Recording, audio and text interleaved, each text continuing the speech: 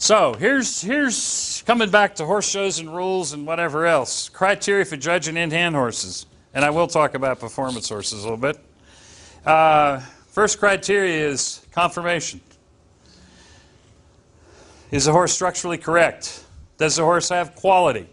Does the horse have presence? Does the horse have the proper type or the proper way of going?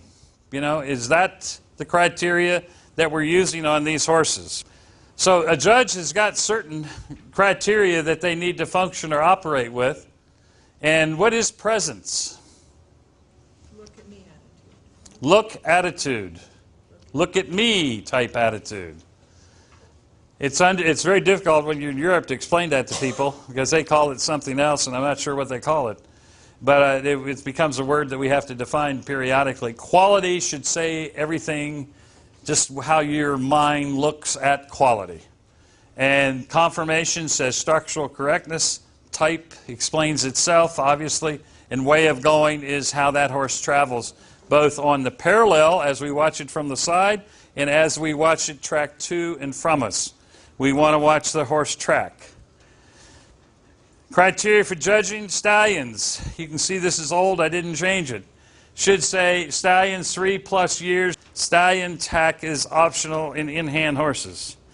What's the method for presenting horses in showing in hand? We've had several discussions on this topic, and I don't think they should be shown necessarily like a stock horse, which means you walk to the judge, trot by the judge, down to the first cone, hang a left, and trot across an L.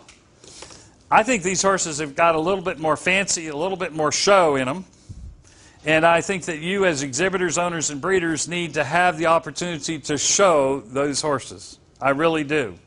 And so what I've tried to do is create a diagram here that may be confusing for some, but let me just kind of explain it to you. If I'm the judge standing in this position right here, what I'd like to see the horses do is walk a short distance to come in the ring and then have them trot down the rail to a reasonable point so that the handler is not out of oxygen, requiring a paramedic to get them out of the class. Do it in Colorado. And especially in Colorado. Yeah. So as a result of it, what we say is just relax, walk, and lead your horse on over here. I'm basically going to stop judging that horse right here. I want to see from here to here. It doesn't mean I might not ask you to trot again, but at least it gives you a pattern. I think that rule books, rules and regulations are something for a judge to adhere to, but they're also a handbook for exhibitors to know what's expected of them.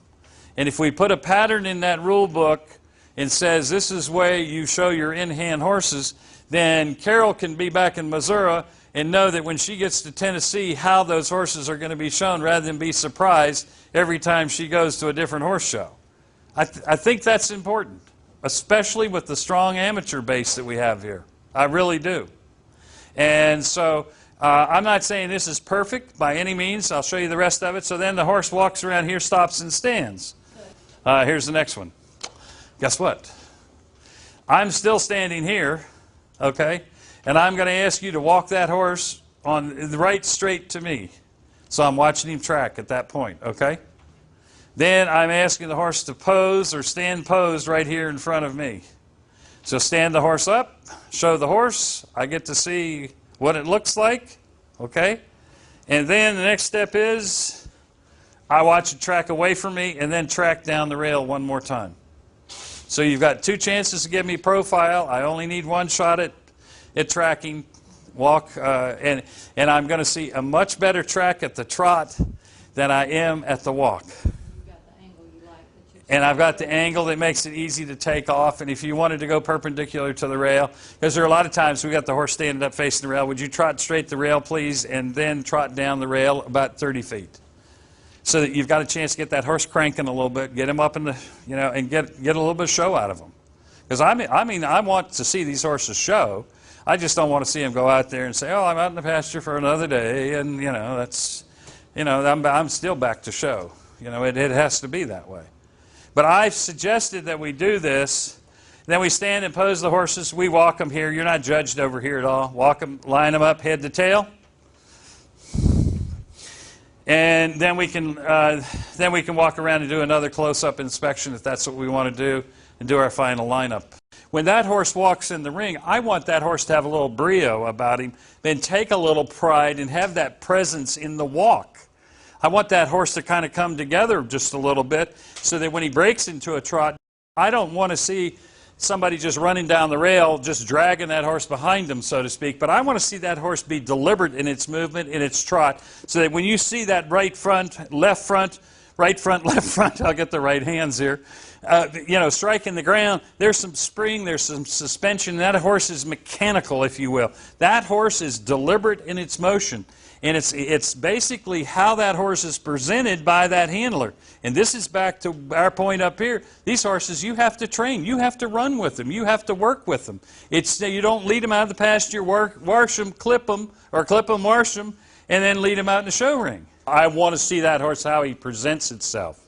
I want to watch that horse as it walks in, as it trots down the rail, present itself. Working them between the rail, you and the rail, allows you the opportunity to kind of drive that horse up underneath of itself and kind of get some presence, bring it out and through the head and neck, and then get that horse to start driving off its hindquarters, and it gives you just an incredible visual image.